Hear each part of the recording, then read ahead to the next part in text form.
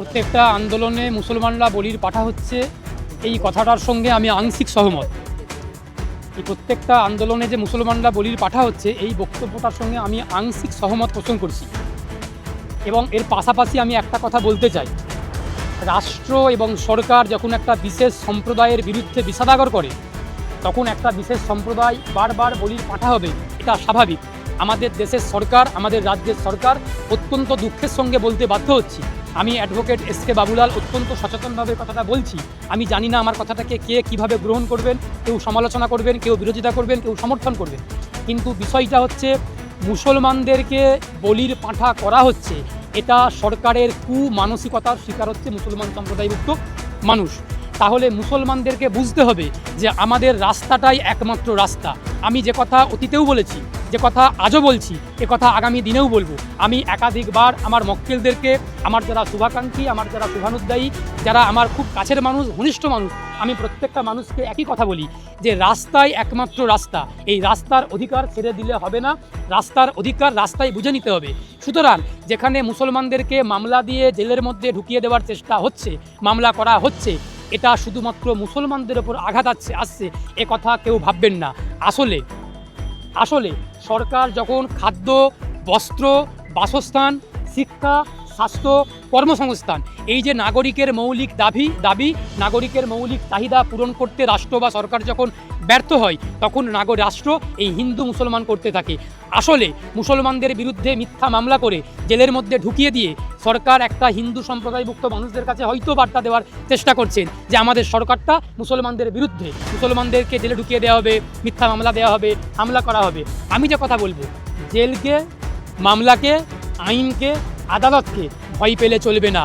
যেই আইন আমার আপনার অধিকারকে কেড়ে নেবে, যেই আইন আমার আপনার অধিকারকে কেড়ে নেওয়ার জন্য তৈরি হয়েছে, যেই আইন আমাদের সকলের অধিকারকে কেড়ে নেওয়ার চেষ্টা করছে, যেখানে সরকার অধিকারের বিরুদ্ধে লড়াই করছে, যেখানে সরকার নাগরিক অধিকারকে লুণ্ঠিত করছে, নাগরিকের অধিকারকে কেড়ে নেওয়ার চেষ্টা করছে, সেইখানে নাগরিককে দায়িত্ব নিতে হবে। ওই বেআইনি আইন, যে আইন আমার সাংবিধানিক অধিকারকে কেড়ে নিচ্ছে, যে আইন আমার মৌলিক অধিকারকে কেড়ে নিচ্ছে, যে আইন আমার মৌলিক অধিকারকে ধূলিসাৎ করে দিচ্ছে, সেই আইনকে জ্বালিয়ে পুড়িয়ে দিতে হবে, যে কথা আমরা আগেও বলেছি। এবার এই বেআইনি আইনের বিরুদ্ধে, অসাংবিধানিক আইনের বিরুদ্ধে লড়াই করতে গিয়ে মামলা হবে, হামলা হবে, জেল হবে, জেলে ঢুকতে হবে, 1 মাস 2 মাস, 1 বছর 2 বছর জেলে থাকতে হবে, জেলকে বরণ করে নিতে হবে। যে কথা বলছি, জেলকে বরণ করে নিতে হবে। মুসলমান হোক আর হিন্দু হোক, জেলকে যখন ভয় পাবেন, তখন কিন্তু রাষ্ট্র এবং সরকার আপনাকে জেলের ভয় দেখাবে। আমাদের পূর্বসূরীরা, আমাদের যারা পূর্বসূরী ছিলেন, ভগৎ সিং, মাস্টারদা সূর্য সেন, ক্ষুদিরাম বোস, প্রীতিলতা ওয়াদ্দেদার, আশফাকুল্লাহ, মাতঙ্গিনী হাজরা, বিনয় বাদল দীনেশ, তাদের ইতিহাসটা একটু পড়বেন, জলজল করছে। তারা একাধিকবার বললে ভুল হবে, শতাধিকবার জেলে গেছে। সুতরাং জেলের ভাত খেতে হবে। অত্যাচারী, স্বৈরাচারী, ফ্যাসিস্ট সরকারের বিরুদ্ধে লড়াই করতে গেলে, দেশকে বাঁচাতে গেলে, সংবিধানকে বাঁচাতে গেলে জেলে যেতে হবে, জেলের ভাত খেতে হবে, মামলার শিকার হতে হবে, হামলার শিকার হতে হবে। আজকে আমি অ্যাডভোকেট শেখ বাবুলাল, আজকে আমি এখানে দাঁড়িয়ে কথা বলছি, কালকে হয়তো আমাকেও জেলের মধ্যে যেতে হতে পারে। তা বলে কি আমি জেলকে ভয় পাবো? তা বলে কি আমি পুলিশকে ভয় পাবো? আমি মামলাকে ভয় পাবো? আমি হামলাকে ভয় পাবো? কখনোই ভয় পাবো না। যতদিন দেহের মধ্যে রক্ত এবং প্রাণ আছে, আমি আমার মুসলিম সম্প্রদায়ভুক্ত ভাই বোনদের বলবো, আমার হিন্দু সম্প্রদায়ভুক্ত ভাই বোনদের বলবো, ধর্মের বাইরে গিয়ে, ধর্মীয় পরিচয়ের বাইরে গিয়ে এই যে মুসলমানরা বলির পাঠা হচ্ছে, এ কথাটা ভুলে যান। মানুষ, পশ্চিমবঙ্গের মানুষ, বাংলার মানুষ, আমার ভারতবাসী, আমার সহনাগরিক, তারা অত্যাচারের শিকার হচ্ছে। অত্যাচারী, স্বৈরাচারী, ব্যভিচারী, দুর্নীতিগ্রস্ত, ফ্যাসিবাদী সরকারের অন্যায়ের শিকার হচ্ছে, এটা বলতে থাকুন, এটা প্রচার করতে থাকুন। তাহলে অন্যায় যখন আপনার চোখের সামনে হবে, সংবিধানকে যখন দেশের মানুষের চোখের সামনে যখন সংবিধানকে অমান্য করা হবে, সরকার যখন সংখ্যাগরিষ্ঠতার অহংকারে সংবিধানকে ধূলিসাৎ করে দেওয়ার চেষ্টা হবে, আমি অ্যাডভোকেট এস.কে. বাবুলাল অত্যন্ত সচেতনভাবে বলছি, নাগরিকের দায়িত্ব সেই সংবিধানকে, দেশকে, বাংলাকে, বাংলার মাটিকে বাঁচানোর জন্য আমাদের পূর্বসূরীরা, ভগৎ সিংরা, মাস্টারদা সূর্য সেনেরা, বিনয় বাদল দীনেশরা, ক্ষুদিরাম বোসরা যে পথ অবলম্বন করে আন্দোলন করে গেছে, সেই একই পথ অবলম্বন করে আমাদেরকে দেশের মাটি, দেশের সম্প্রীতি, দেশের অখণ্ডতা, দেশের সংবিধান, দেশের বিচার ব্যবস্থা, সর্বোপরি দেশকে বাঁচাতে সেই পথ অবলম্বন করে লড়াই, আন্দোলন, প্রতিবাদ, সংগ্রাম চালিয়ে যেতে হবে। সেই লড়াই লড়তে গিয়ে একাধিক বাধা আসবে, আমাকে অ্যারেস্ট করতে পারে, আপনাকে অ্যারেস্ট করতে পারে, মামলা হতে পারে, হামলা হতে পারে, জেলে যেতে হতে পারে অনেক কিছু, কিন্তু কোনো কিছুকে ভয় পেলে হবে না, ভয় পেয়ে পিছিয়ে গেলে হবে না।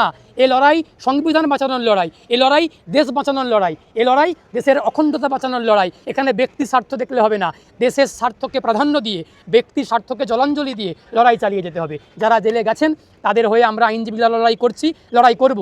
এই নয় যে জেলে চলে গেছে বলে আমরা লড়াই করা ছেড়ে দেবো, এই নয়। তাদের পক্ষে যারা বলির পাঁঠা হয়েছেন, যারা জেলের মধ্যে গেছেন, যাদেরকে মিথ্যা মামলায় বলি পাঁঠা করা হয়েছে, তাদের সপক্ষে দাঁড়িয়ে কোর্টের ভিতরে লড়াই করার জন্য আমরা এক শ্রেণীর আইনজীবীরা তৈরি আছি। আবার এক শ্রেণী জেলে যাবে, আবার এক শ্রেণী তৈরি হবে। সুতরাং 14 জন, 15 জন, 15,000 জনকে গ্রেপ্তার করে আন্দোলন লড়াই থামিয়ে দেওয়া যাবে না। আবারও বলছি, আমি খুব সচেতনভাবে বলছি কথাটা, আশা করি আমার কোনো বক্তব্যকে আপনারা কাটছাট করবেন না। আমি বলছি গোটা পশ্চিমবঙ্গকে জেল বানান, দেখা যাক পশ্চিমবঙ্গের মানুষ আগামী দিনে রাস্তায় নামবে। কত বড় জেল আছে রাজ্য সরকারের, সেই জেল ভরে যাবে। গোটা পশ্চিমবঙ্গকে আগামী দিনে জেল বানাতে হবে। যেভাবে লড়াই আন্দোলন প্রতিবাদ সংগ্রাম হচ্ছে অন্যায়ের বিরুদ্ধে, সেক্ষেত্রে যেভাবে বেআইনিভাবে গ্রেপ্তার হচ্ছে, গোটা পশ্চিমবঙ্গকে জেল বানাতে হবে।